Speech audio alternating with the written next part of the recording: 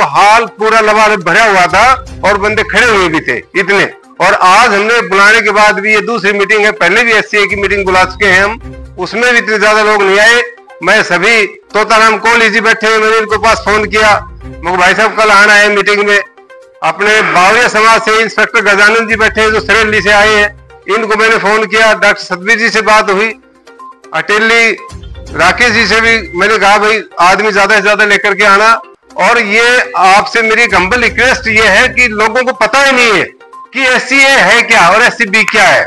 हमारे लोगों को नहीं पता, जबकि उनके हर घर में पता है इस बात का, कि बच्चे बच्चे को पता है कि SCA और SCB क्या है और SCB का हमें क्या नुकसान होने जा रहा है, ये भी पता है। लेकिन हमारे लोगों को तो A और B का पता ही नहीं है, इसका क्लासिफिकेशन का हमारे बेनिफिट्स क्या मिलेंगे हमें और क्या इसका फायदा होने जा रहा है। तो ये मैं जो भी हमारे जो संगठन बने हुए हैं सभी से SCA के, चाहे वो कोहली समाज का हो, चाहे वो बावरिया समाज का हो, चाहे खटीक समाज का हो, चाहे धानक समाज का हो, जो भी SCA का संगठन बना हुआ है, मतलब मैं उनसे एक हम्बल रिक्वेस्ट करता हूं कि वो घर घर तक इस मैसेज को, हर गांव तक एक टुकड़ियां बना करके 2-2, 4-4 आदमियों की, और उनको तक, हर आदमी तक जाए और ये बताए कि भाई SCA क्या है और इससे हमें क्या फायदा होने वाला है।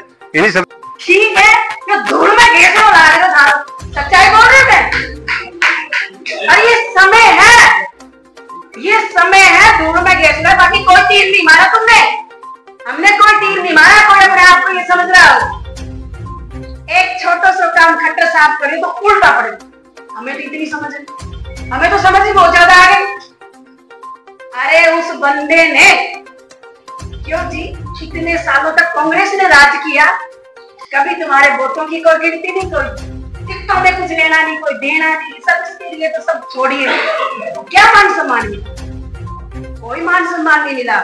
ये लोग हमें सीढ़ी बढ़ाते गए, खुद चढ़ते गए, हम वोट डालते गए, गिनती उन लोगों की होती, फायदा ये लोग उठाते गए, हम मूर्ख बढ़ते गए। और आज भी मूर्ख है, आज भी नहीं समझेंगे, मेरे को तो नहीं लगता। पर हाँ, उसके भगवान की दया से कुछ ईश्वर ने सोच लिया हो कि ये तो बावड़ा सी, चल मैं ही सुन, तो भगवान की कोई नजर सीधी हो रही है तो अब तो हम समझे।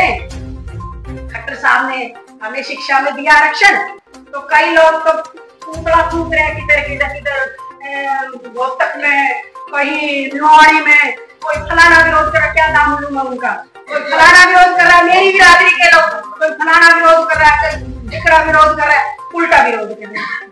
अरे घर में जब एक बहू है, मैं सीधी भाषा में बात करूंगी, मेरे घर में मान लो 3 बहू है, 2 बहू है, और वो काम कर रही है, मैं उनका दिल जीतूंगी तो मेरा दूसरा काम भी करेंगे।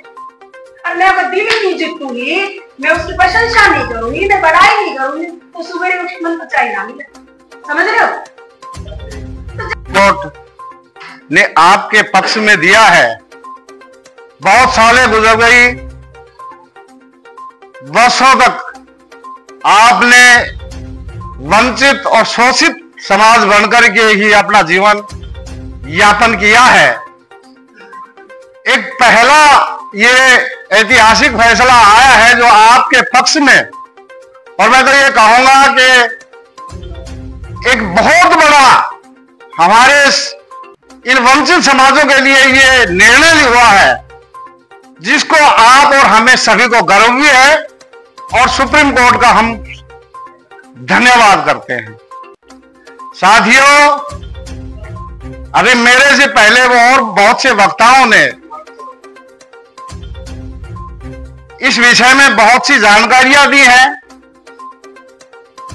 और वास्तव में ये समय जो है ये भाषण प्रतियोगिता का नहीं है।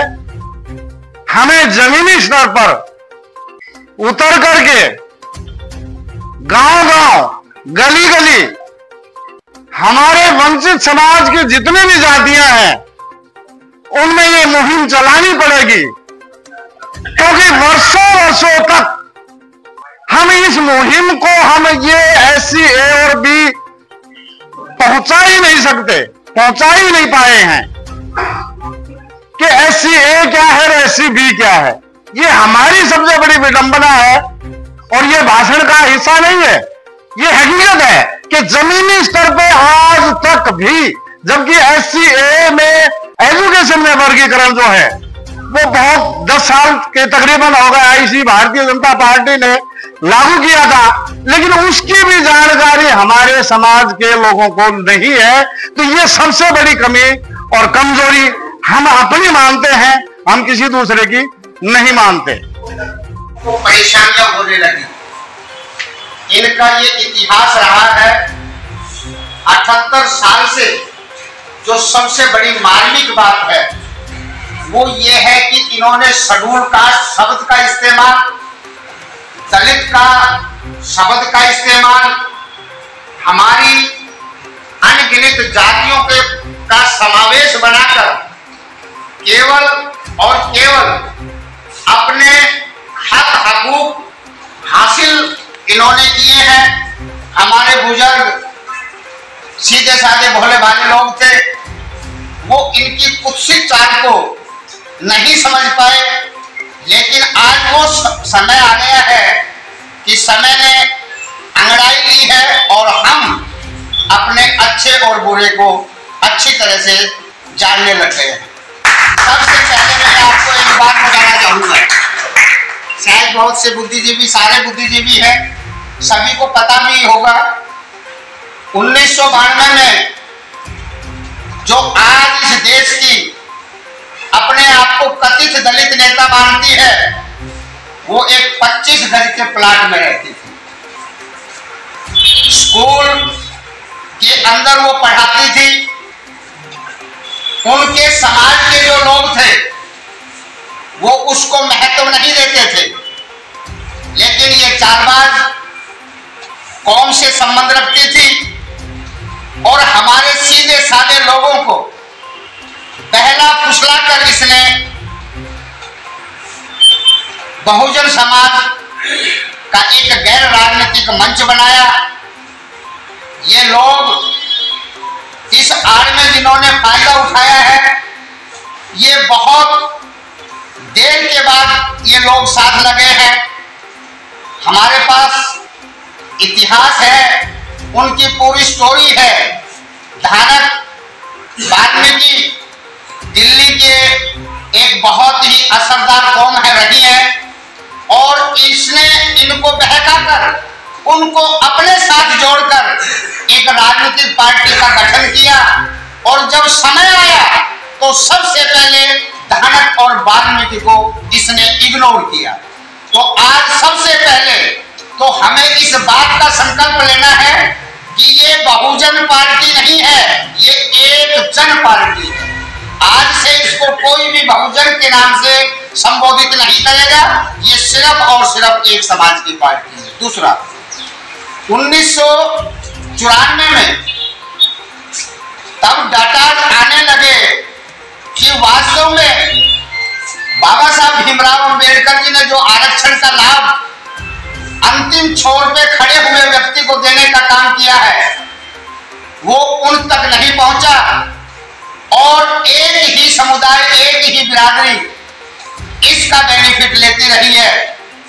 हमारे स्वर्गीय चौधरी अमर सिंह धानक जी ने उनकी रहनुमाई में भूतपूर्व मुख्यमंत्री चौधरी भजनलाल जी ने इस बात को एक्सेप्ट करके 1994 में SC A और SC B दो वर्गीकरण की। आप सबको पता है कि जो जबरदस्त मुद्दा चला हुआ है उससे आप सारे वाकिफदार हैं, क्योंकि आप लोगों ने बहुत संघर्ष किया है, चाहे वो सुप्रीम कोर्ट के माध्यम से किया हो, चाहे रोड पे किया हो, चाहे सरकार के कर्मधारों से व्यक्तिगत रूप से मिलने के लिए किया हो। 78 साल से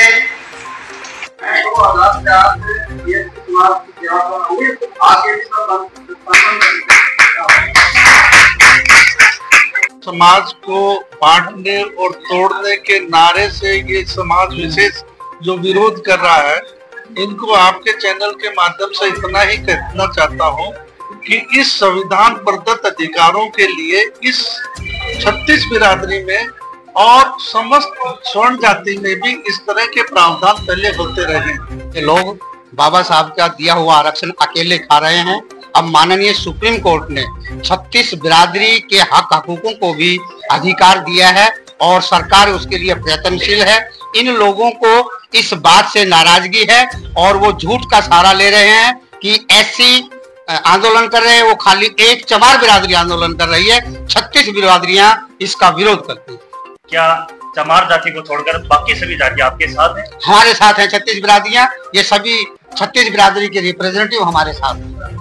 तो इन लोगों को जो रिहाई है, आज आपने एक संगठन बनाकर आज आपने एक एकता का पालन किया है, तो उसके लिए सभी की क्या राय रही?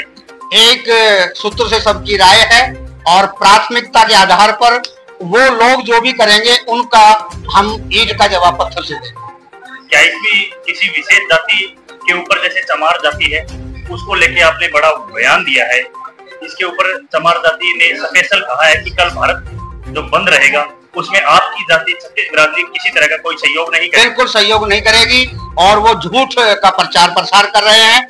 हम जो 36 बिरादरी के लोग हैं वो माननीय सुप्रीम कोर्ट की मानना करते हैं और बाबा साहब भीमराव अंबेडकर के दिए हुए सम्मान का अधिकार करते हैं।